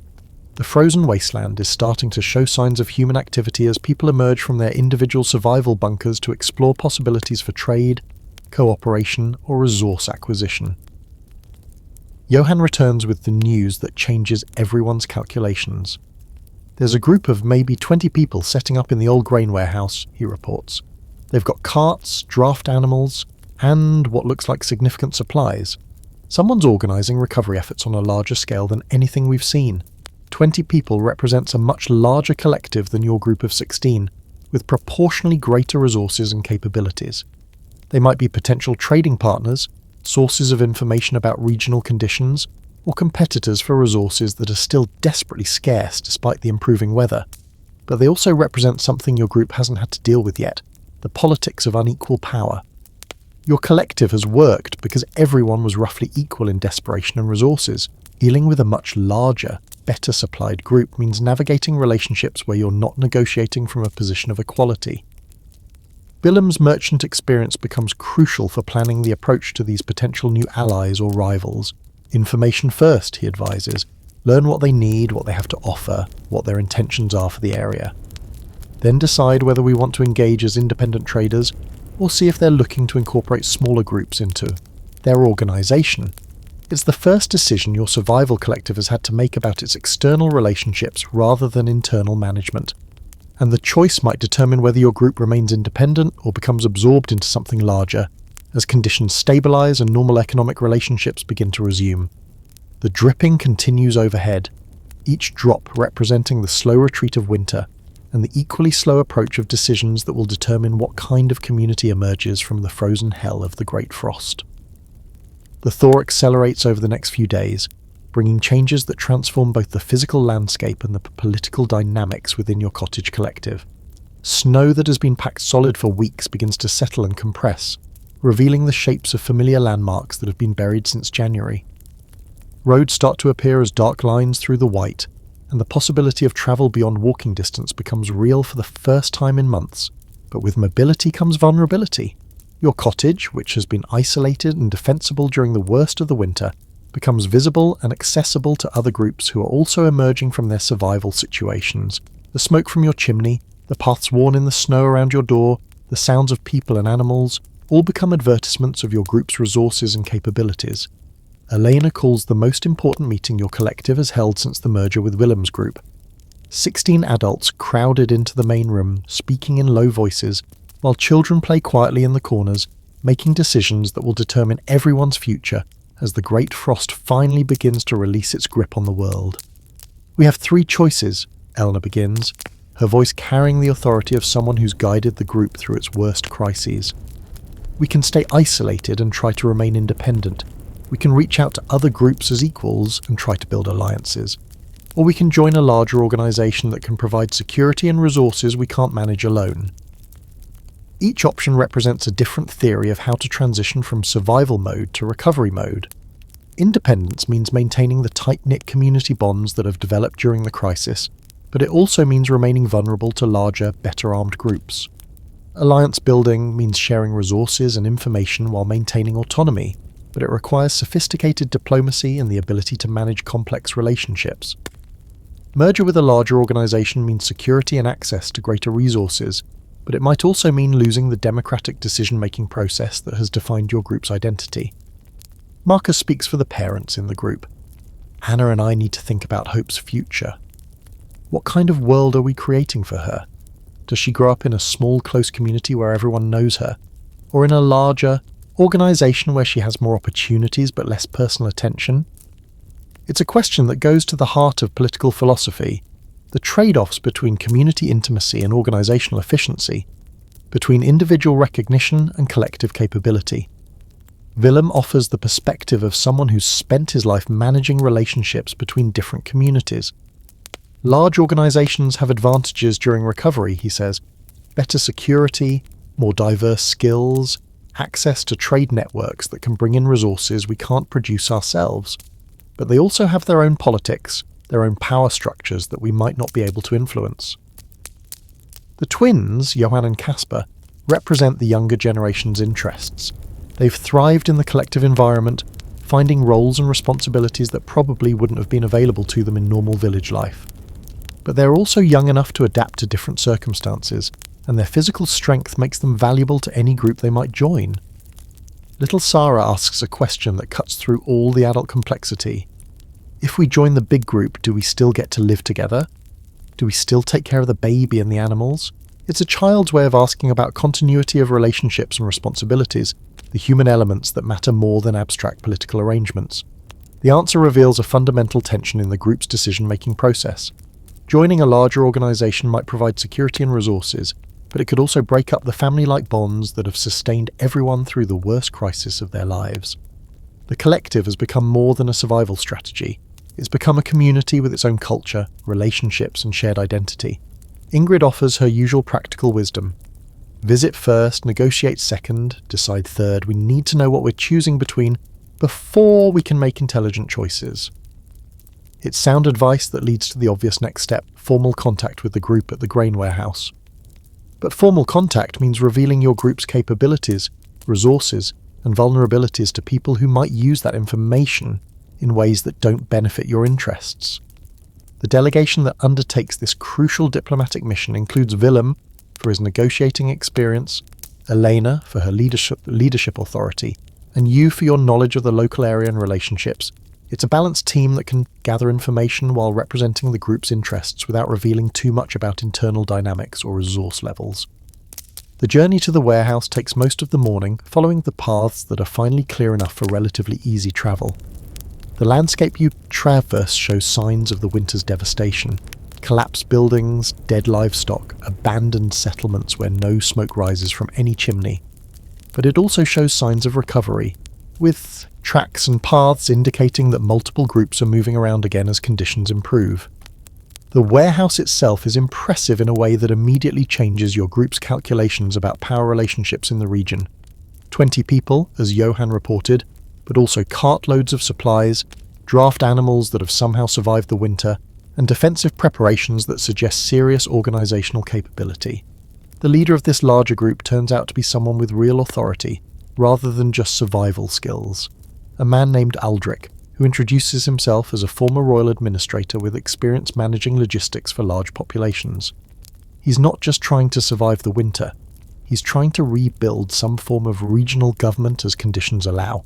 We're establishing a recovery network, he explains during the initial meeting. Communities that share information, resources, and security assistance.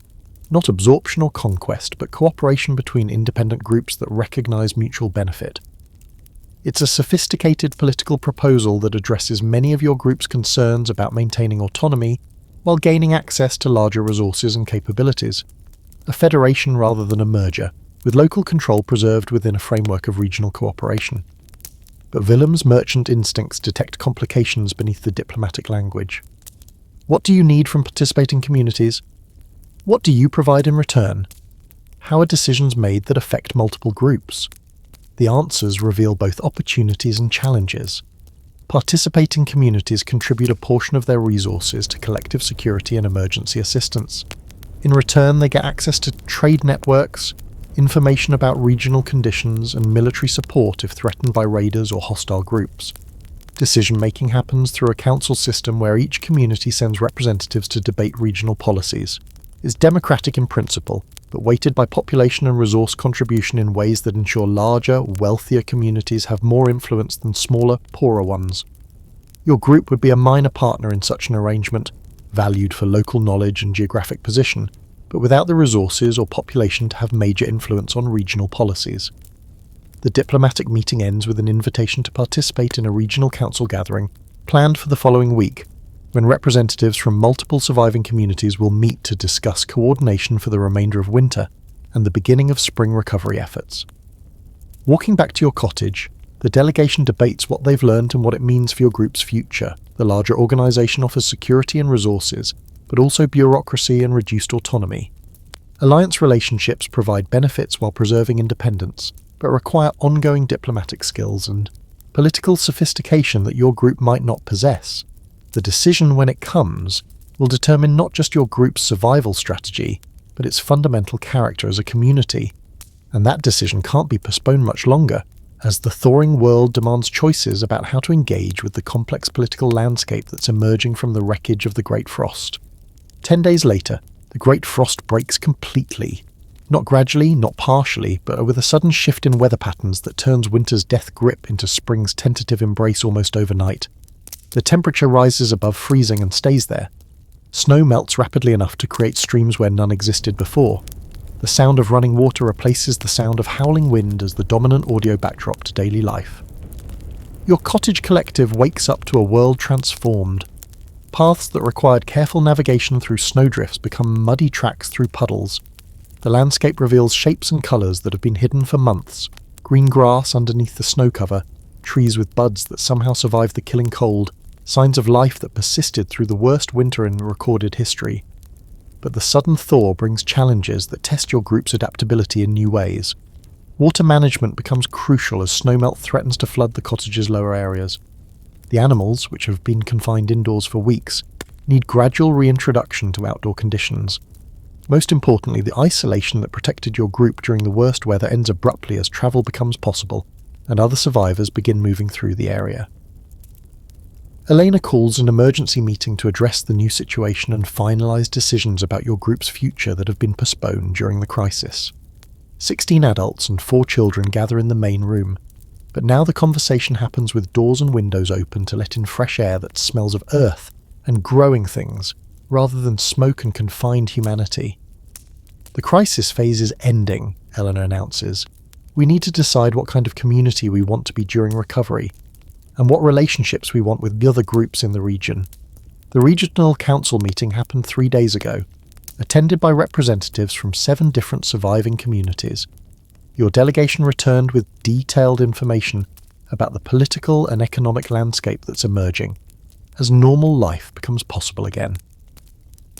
The larger organisation centred at the grain warehouse has evolved into something like a provisional regional government, offering services and coordination, but also expecting compliance with policies that might not always align with your group's interests.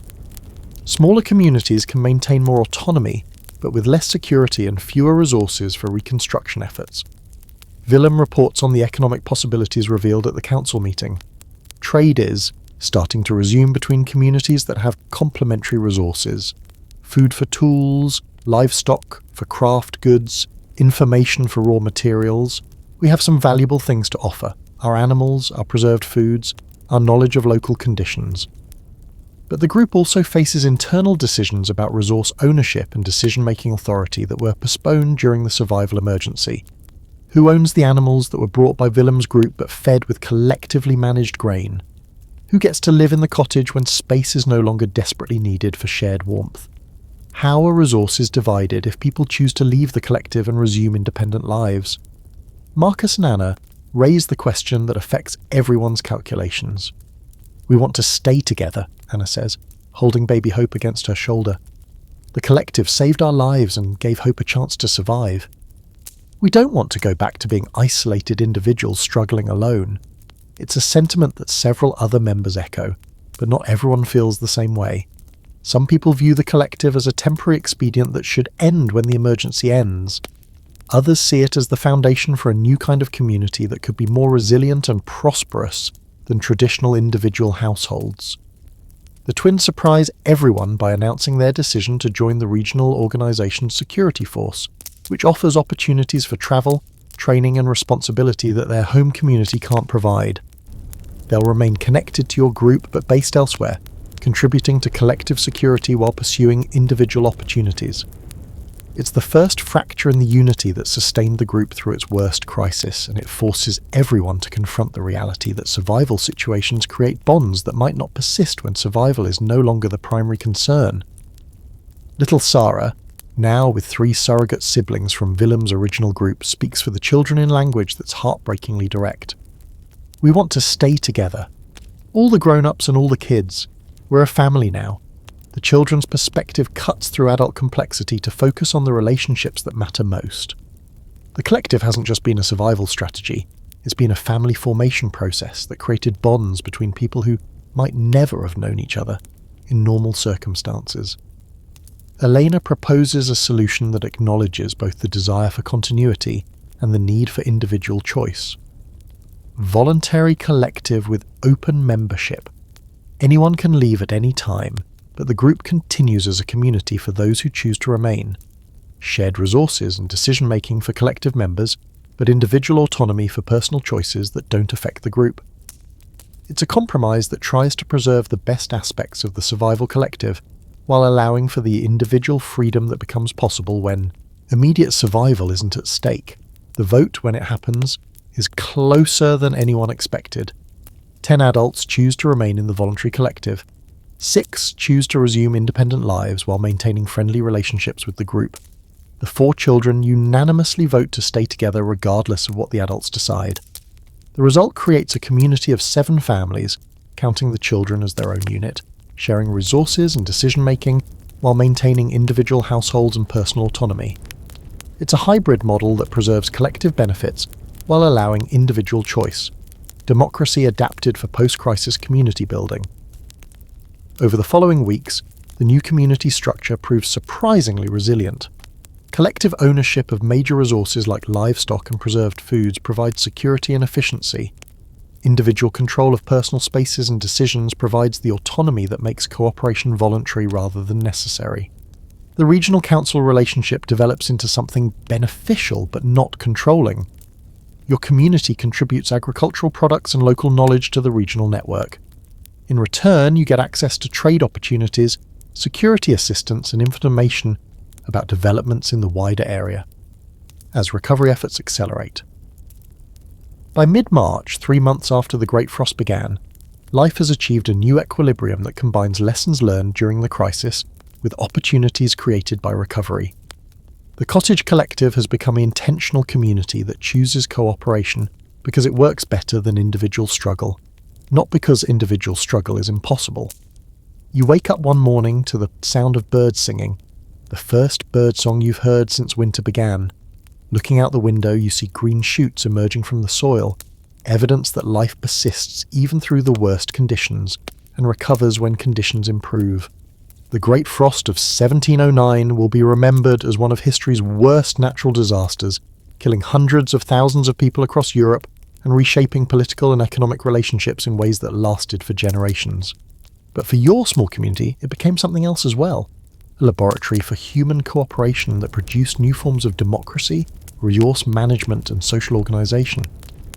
The mathematics of survival taught everyone to calculate resource allocation, risk assessment, and collective decision-making with precision that most political theorists never achieve.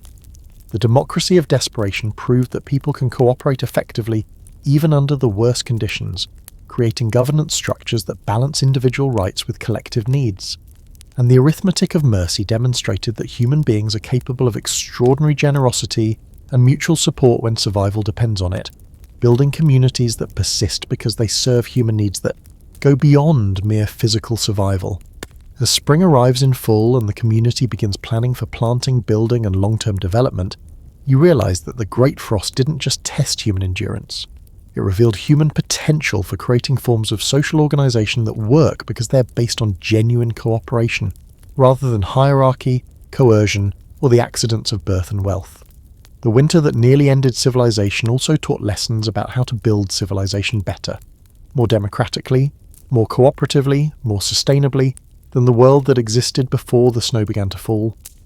Outside, the last of the snow melts into streams that will water the crops your community will plant together, using seeds saved through the darkest months and knowledge gained through the hardest experiences. The Great Frost is ending, but the community it created is just beginning.